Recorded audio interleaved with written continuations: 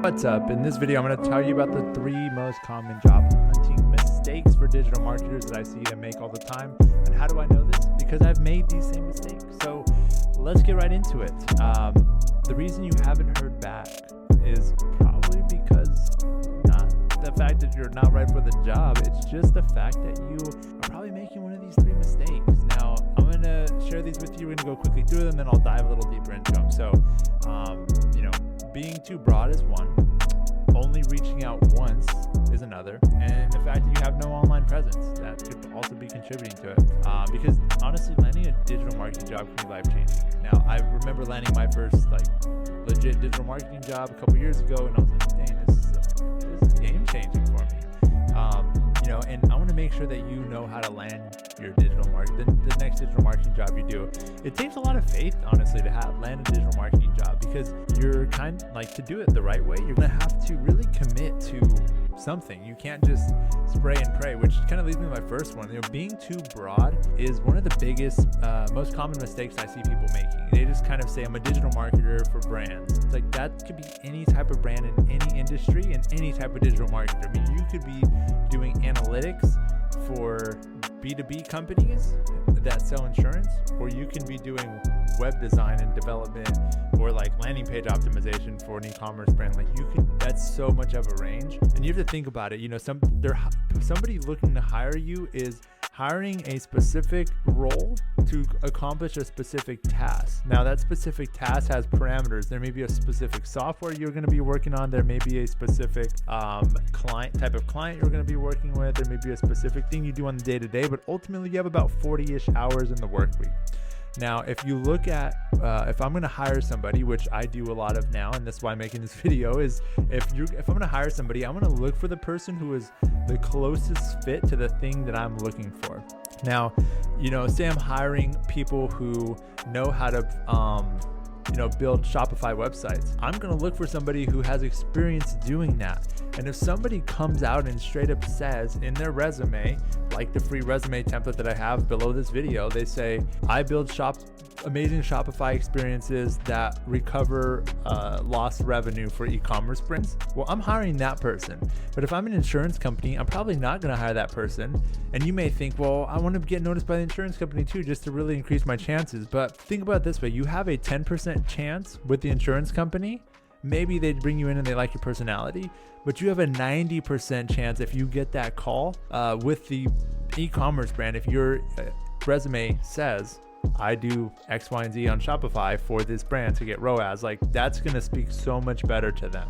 So you have to think about this, where it's what's the awareness factor you're going to get out of 100%? How much are you going to get noticed? And then you have the conversion factor, call it. Once you get in the door, how likely are you to actually have the match of skills to get the job? Now, if you're new in the industry and you're like, I have no experience, well, I'd recommend getting doing free work or internship or something like that, so you can build up a little bit of that skill set, even taking a month, 2 months, 3 months to get the skills into your belt, to at least put together a resume that say, hey, I've done this. And if not, at least get focused on what you want to do. I'm inspiring to help help industry accomplish X, Y, and Z with these skills. So like I said, get the resume template below. It kind of walks you through everything. That's going to be your best bet, to just have a resume that actually stands out. By the way, nobody cares about a photo on it, how branded it is, all of that. A lot of times you'll see randomly these resume templates on Pinterest or all that. Just put it together. The writing is what matters, and really that headline. Most people scanning through resumes are just going to read the top headline. If you can put something in there that stands out above digital marketer, it's going to be much better. Make it focused. What you do, who you do it for. Now, another one is, the next one is only reaching out once. So if you're just reaching out one time for this job, think about anything in life, any relationship in life that has been meaningful to you. I doubt you just reached out one time in the beginning. It took a couple times. And the mistake here is that people don't really know what the type of digital marketing job they want to go after. So they go after all of the digital marketing jobs and they follow up on none of the digital marketing jobs. So therefore they don't have a digital marketing job. Now, what we gotta do is say, okay, what are the 100 brands I want to work with, or 100 companies I want to work with? And you're gonna send the resumes to all of them. Then you're gonna go back through and you're gonna follow up with the people, or follow up with the company if they have a website. Give a call, ask, hey, how do people? What is the time I can expect to hear back from the HR department if I filled out a resume or application? Reach out on LinkedIn if you feel it's appropriate. Kind of fill it out and see what would make sense there. And I recommend at least 2 to 3 touch points, and then you kind of end up with your final stack of people. Maybe they viewed your resume, then those people you follow up with again.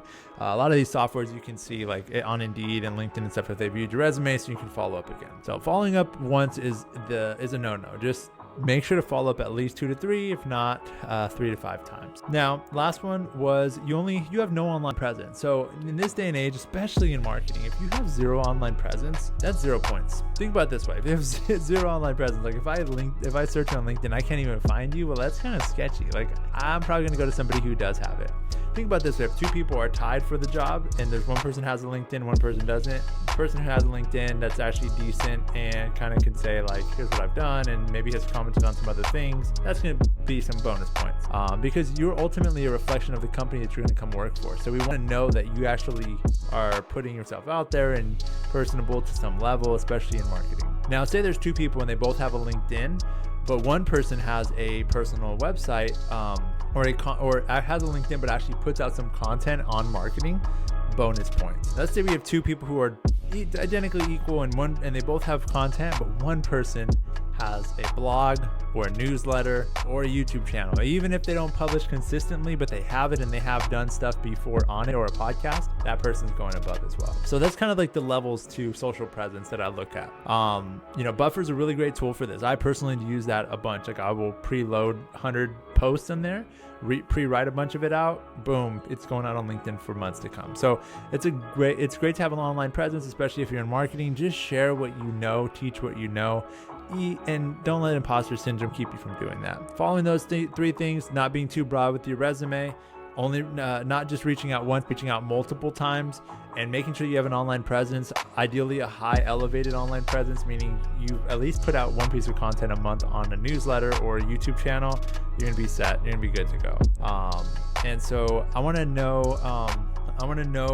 what is your thing that you kind of do often that you were like, out of these, you're like, oh, I didn't realize that was actually, the reason that I might not have got the job.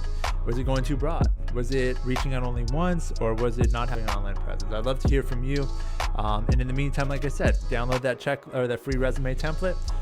That's what I personally used to 3x my salary a couple years back when I was just switching into the marketing field from like a different industry. I was more in the nonprofit church space, and this is the exact template I used, and it really helped me. I applied for like 200 or 300 jobs, but this template is what ultimately got the employer that I got into the agency space with.